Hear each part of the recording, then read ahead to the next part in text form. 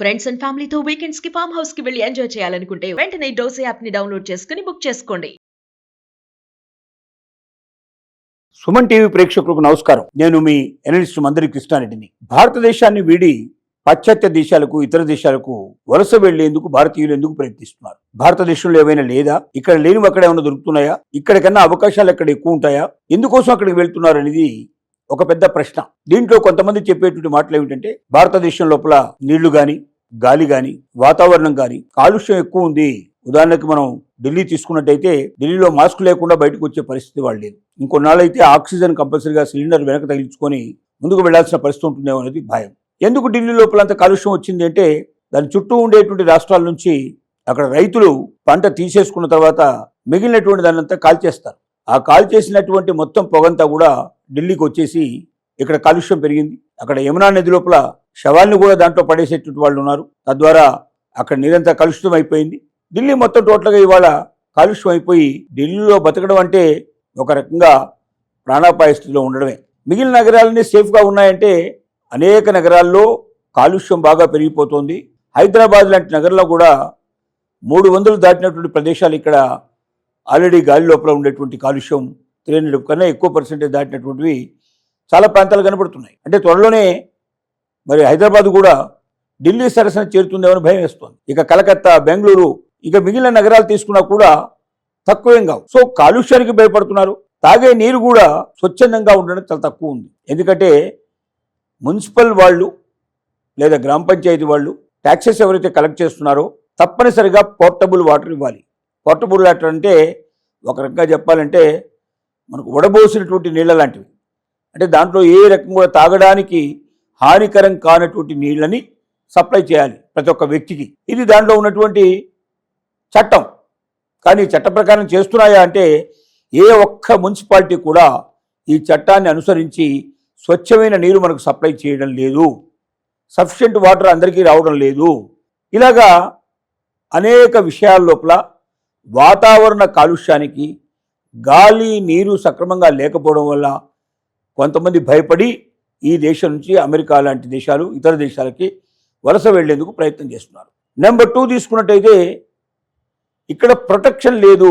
ఎవరైనా స్త్రీ అర్ధరాత్రి అటు నుంచి అసలు సాయంత్రం చీకటి పడిన తర్వాత కానీ, లేకపోతే ఒక్కొక్కసారి పగటిపూట కూడా బయటికి వెళ్ళిన స్త్రీ ఇంటికి క్షేమంగా వస్తుందని చెప్పేటువంటి పరిస్థితి లేదు. ఇక్కడ ఎన్ని రేపులు జరుగుతున్నాయి, నిమిషానికి ఒక రేపు జరుగుతుంది భారతదేశం లోపల. మరి మహిళలకు రక్షణ లేని ఈ దేశంలో ఉండాలంటే చాలామంది 1-10 సార్లు ఆలోచిస్తున్నారు. ఇదే విదేశాల్లో అయితే రక్షణ చాలా ఎక్కువగా ఉంటుందనే నమ్మకం వాళ్ళకు ఉంటుంది. మూడోది ఏమిటంటే లంచగొండితనం. విపరీతమైన లంచగొండితనం పెరిగిపోవడం వల్ల ప్రతి దానికి ఏది కావాలన్నా, ఏ పని జరగాలన్నా, గవర్నమెంట్కి సంబంధించిన పని జరగాలంటే ఖచ్చితంగా లంచం లేకుండా పని జరుగుతుందన్న నమ్మకం లేని పరిస్థితులు ఏర్పడ్డాయి. కింది నుండి పైదాకా ఈ లంచం అనేటువంటి ఒక పెద్ద భూతం భారతదేశాన్ని వెంటాడుతుంది. ఈ లంచమే లేకపోతే భారతదేశం లోపల ఓట్లు సక్రమంగా వేసే పరిస్థితి ఏర్పడితే, ఓటు వేసేందుకు కూడా డబ్బులు ఇవ్వకుండా ఓటు వేసే పరిస్థితి ఏర్పడితే అసలు ప్రపంచంలో ఏ దేశం మన దేశం ముందర నిలవదు అని అందరికీ తెలుసు. కానీ అది సాధించడం ఎట్లా అనేది తెలియని పరిస్థితి ఏర్పడుతుంది. సో ఇలాంటి అనేక కారణాలు మనం తీసుకున్నట్టు. ఇంకొకటి ఉద్యోగం ఉపాధి లోపల మనకి ఏంటంటే ఎక్కువ సంపాదించే అవకాశాలు ఇక్కడ తక్కువ ఉన్నాయి. అదే విదేశాల లోపల ఎక్కువ సంపాదించుకోవచ్చు అని నమ్మకం. అక్కడ బాగా సంపాదించి ఆ డబ్బులు విదేశాల నుంచి ఇండియాకు పంపించి ఇక్కడ ఉన్నటువంటి ఆస్తుల్ని పెంచుకొని రిటైర్మెంట్ అయిన తర్వాత ఇక్కడికి రావచ్చని కొంతమంది, అక్కడే సిటిజన్షిప్ తీసుకొని అక్కడే పూర్తిగా సెటిల్ అయిపోయేటువంటి వాళ్ళు కొంతమంది. ఏది ఏమైనప్పటికీ భారతదేశంలో ట్యాక్సెస్ విధానం కూడా ఒక ముఖ్యమైనటువంటి విధానం అని చెప్పుకోవచ్చు.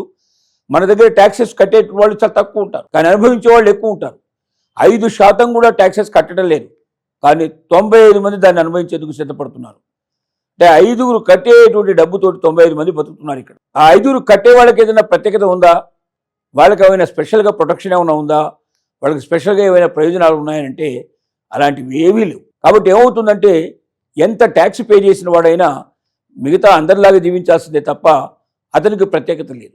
కానీ అతను ఇచ్చినటువంటి డబ్బుతోటి ప్రభుత్వాలు అనేక పథకాలు పెట్టి లేని వాళ్లకు విపరీతంగా డబ్బులు ఇవ్వడం, అనేక రకాల ప్రయోజనాలు కల్పించడం, వాళ్ళని పైకి తీసుకురావడానికి ప్రయత్నం చేయడం ఇలాంటివన్నీ జరుగుతున్నాయి. ఏది ఏమైనప్పటికీ ఎన్ఆర్ఐలుగా ఉండడానికి సిద్ధపడే వాళ్ళు రోజు రోజుకు పెరుగుతున్నారు తప్ప భారతదేశంలో ఉంటాను, ఈ దేశం నాది, ఈ దేశ భక్తి నాకు ఉంటుంది, కాబట్టి ఈ దేశాన్ని అభివృద్ధి పరచాలి, ఈ దేశంలో ఉన్నటువంటి జాడ్యాలన్నీ వదిలించాలి, దానికి అవసరమైతే అందరూ యువత అంతా కూడా ముందుకొచ్చి ఒక విధానాన్ని కట్టుబడి మరి జంజీ లాంటి ఏదైనా ఒక పెద్ద ఇక్కడ విప్లవం జరిగినప్పుడు భారతదేశంలో మార్పులు వస్తాయని మనం ఆశిద్దాం. అప్పటిదాకా ఎన్ఆర్ఐలు పెరుగుతూనే ఉంటారు, ఎన్ఆర్ఐలుగా మారాలని ప్రతి ఒక్కరు కోరుకుంటున్నారు. అలాంటి పరిస్థితి నుంచి భారతదేశాన్ని కాపాడాలంటే ఇక్కడున్న ప్రభుత్వాలు, ఇక్కడున్న యువత, ఇక్కడున్న మేధావులు ప్రతి ఒక్కరూ ఆలోచించి ఈ జరుగుతున్నటువంటి ఈ కుళ్ళును కడిగేసే పరిస్థితి, ఇక్కడున్న మలినాలను తీసే ప్రయత్నం చేయాలి. వీటన్నిటిలో మనకు కనబడేది ఒకే ఒక భారతదేశాన్ని ఆకర్షిస్తున్న విషయం ప్రపంచంలో ఏంటంటే అదే మన దగ్గర ఉన్నటువంటి మన స్పిరిచువాలిటీ. ఈ స్పిరిచువాలిటీ ఏదైతే ఉందో దీనికోసం మనం చాలామంది ఈ దేశానికి వస్తున్నారు. అలాగే ఇతర దేశాల్లో మన వాళ్ళు వెళ్ళి అక్కడ ఈ స్పిరిచువల్ ఇన్ఫర్మేషన్ ఇవ్వడానికి చాలామంది సిద్ధపడుతున్నారు. కాబట్టి మరి ఒక రకంగా స్పిరిచువాలిటీ ఒక్కటి ప్రపంచంలో ఎక్కడా లేనంతగా భారతదేశంలో ఉంది. కాబట్టి అన్ని దేశాలు భారతదేశాన్ని ఆకర్షించడానికి అది ముఖ్యమైన ప్రధాన కారణంగా మనకు కనబడుతుంది.